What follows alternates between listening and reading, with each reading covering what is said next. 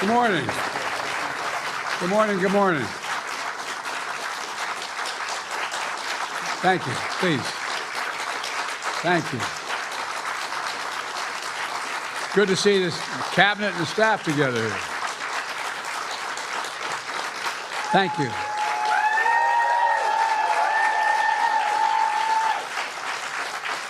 Thank you, thank you, thank you. Please. Thank you, thank you, thank you. It's good to see you all. Particularly good to see my granddaughter sitting in the front row here. Hi, Finn. How are you, honey? For over 200 years, America has carried on the greatest experiment in self-government in the history of the world. And that's not hyperbole, that's a fact. We're the people. The people vote and choose their own leaders, and they do it peacefully. And we're in a democracy. The will of the people always prevails. Yesterday, I spoke with President-elect Trump to congratulate him on his victory. And I assured him that I'd direct my entire administration to work with his team to ensure a peaceful and orderly transition. That's what the American people deserve. Yesterday, I also spoke with Vice President Harris. She's been a partner and a public servant. She ran an inspiring campaign, and everyone got to see something that I learned early on to respect so much, her character. She has a backbone like a ramrod. She has great character, true character. She gave her whole heart and effort, and she and her entire team should be proud of the campaign they ran. You know, the struggle for the soul of America, since our very founding, has always been an ongoing debate and still vital today. I know for some people, it's a time for victory, to state the obvious. For others, it's a time of loss. Campaigns are contests of competing visions. The country chooses one or the other. We accept the choice the country made. I've said many times, you can't love your country only when you win. You can't love your neighbor only when you agree. Something I hope we can do, no matter who you voted for, is see each other not as adversaries, but as fellow Americans. Bring down the temperature.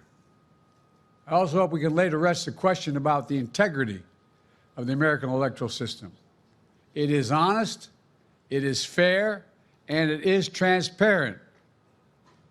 And it can be trusted, win or lose. I also hope we can restore the respect for all our election workers who busted their necks and took risks at the outset. We should thank them. Thank them for staffing voting sites, counting the votes, protecting the very integrity of the election. Many of them are volunteers who do it simply out of love for their country. And as they did their duty as citizens, I will do my duty as president. I'll fulfill my oath, and I will honor the Constitution. On January 20th, we'll have a peaceful transfer of power here in America. To all our incredible staff, supporters, cabinet members, all the people who've been hanging out with me for the last 4 years, God love you, as my mother would say. Thank you so much. You put so much into the past 4 years. I know it's a difficult time. You're hurting. I hear you and I see you. But don't forget all that we accomplished. It's been a historic presidency. Not because I'm president, because what we've done, what you've done. A presidency for all Americans. Much of the work we've done is already being felt by the American people, but the vast majority of it will not be felt over the next 10 years. We have legislation we passed that's just only now just really kicking in.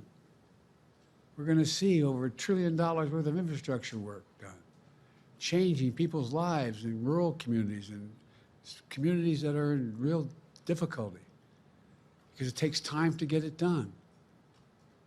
And so much more it's going to take time, but it's there. The road ahead is clear, assuming we sustain it. There's so much we can get done. and will get done based on the way the legislation was passed. And it's truly historic. You know, we're leaving behind the strongest economy in the world.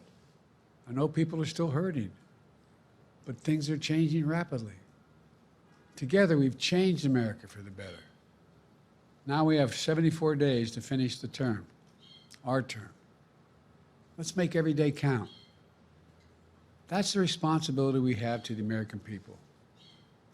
Look, folks, you all know it in your lives. Setbacks are unavoidable, but giving up is unforgivable. Setbacks are unavoidable, but giving up is unforgivable.